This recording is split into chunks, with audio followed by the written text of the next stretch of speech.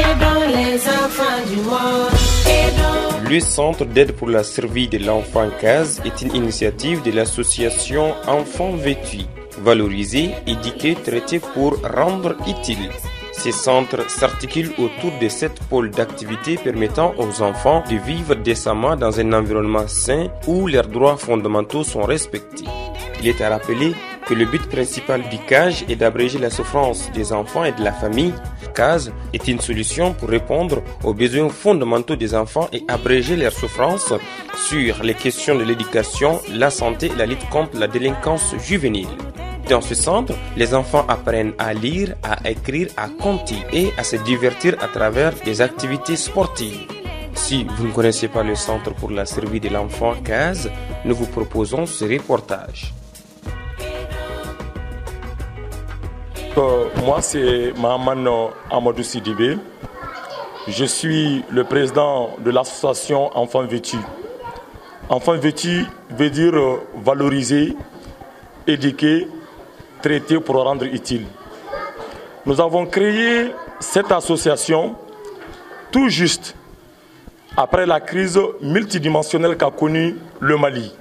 En tant que jeunes et autochtones de Tombouctou, nous nous sommes dit qu'il ne fallait pas rester les bras croisés, qu'il fallait vraiment faire quelque chose pour notre cité, qu'il fallait faire quelque chose pour nos enfants. Car vous le savez bien, quand une guerre éclate, ce sont surtout les femmes et les enfants qui sont les plus grandes victimes.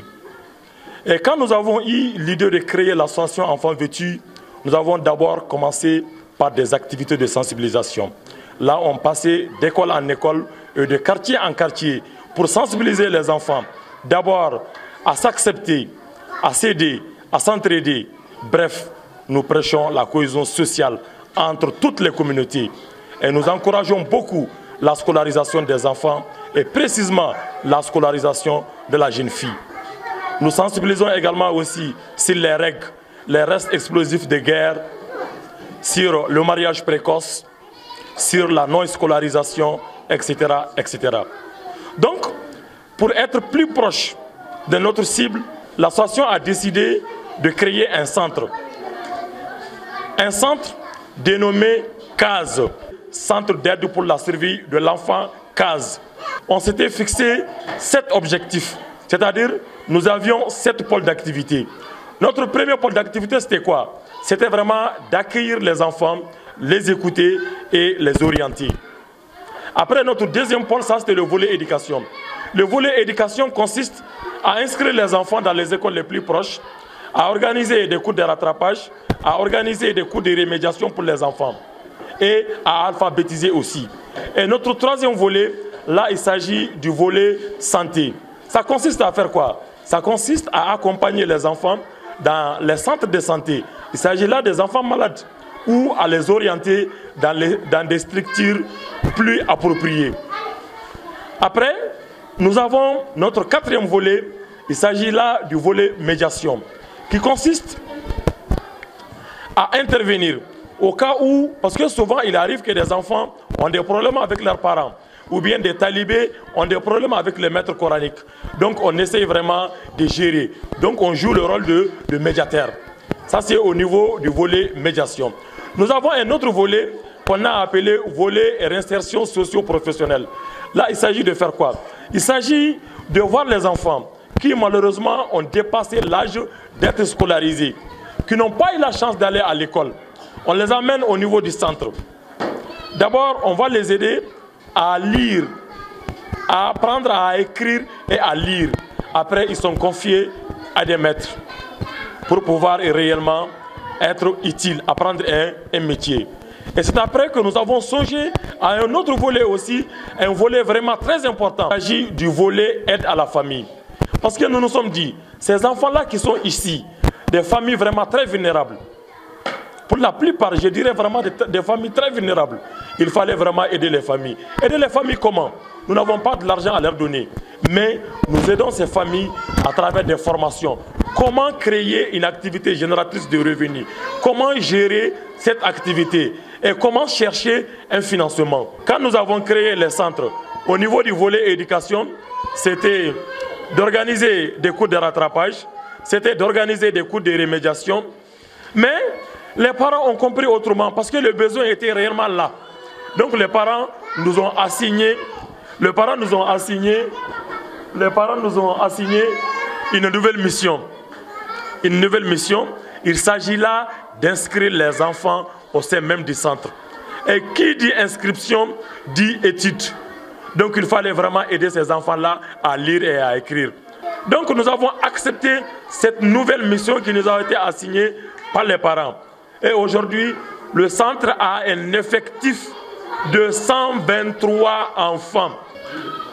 Avec nos maigres moyens, nous avons confectionné des tables bancs, nous avons fait un tableau mural et nous avons confectionné un tableau mobile. Donc il fallait vraiment recruter des animateurs, c'est-à-dire des enseignants. Nous avons recruté 3 bénévoles. 3 bénévoles qui malheureusement, comme pour le moment nous n'avons pas de partenaires, ces 3 bénévoles-là n'ont pas de contrat avec le centre. Ils se sont portés volontaires. Et heureusement pour nous, ils sont de la communauté. Donc, ils sont connus et aimés par les enfants et aimés par les parents des enfants. Donc, c'est aussi une autre force réellement de notre centre.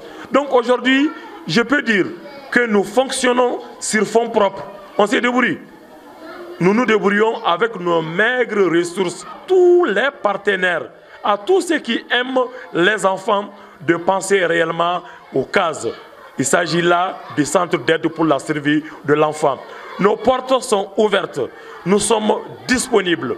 Nous acceptons tout le monde. Nous demandons vraiment aux partenaires de venir voir.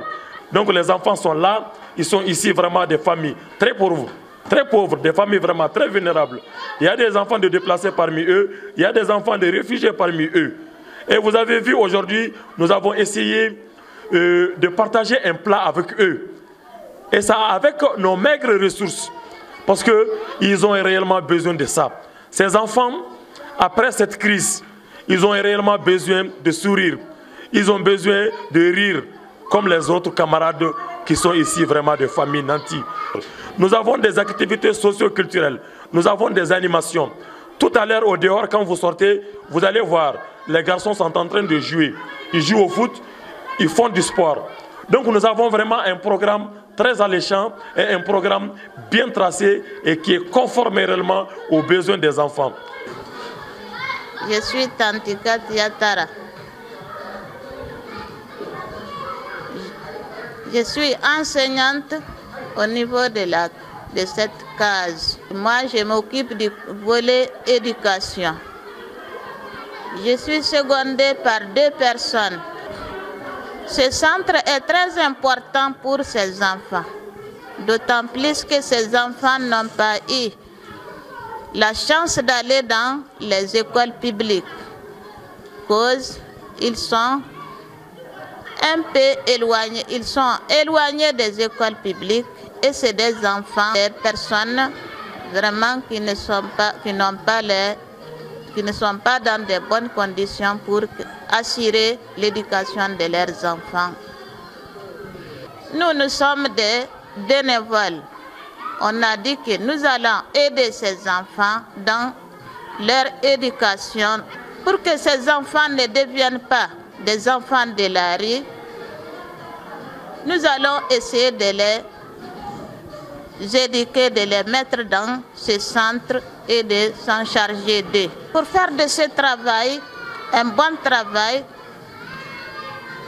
nous-mêmes, nous sommes des mères de famille, des pères de famille qui ont vraiment des charges de nos familles. Donc pour s'en charger bien de ces enfants-là, nous souhaitons avoir des partenaires qui puissent prendre nos contrats en charge, nos salaires, c'est-à-dire en charge, nous les enseignants, pour qu'on puisse bien assurer notre tâche. Aïmaj Fatima Ahmed Mouloud. Voilà, santed yarguna wana nafaria. Ja santed do man yar hurio, nonguri école hurio kuro moria. Ngata idange sa man yar. No, jamayor yo I koy iye kata wala way. Hayradi. Jinda fulfone simbi sabara imano kuraji ni jamayre de fattandi misag. جميع إنسان الوقت المكان يقول الوقت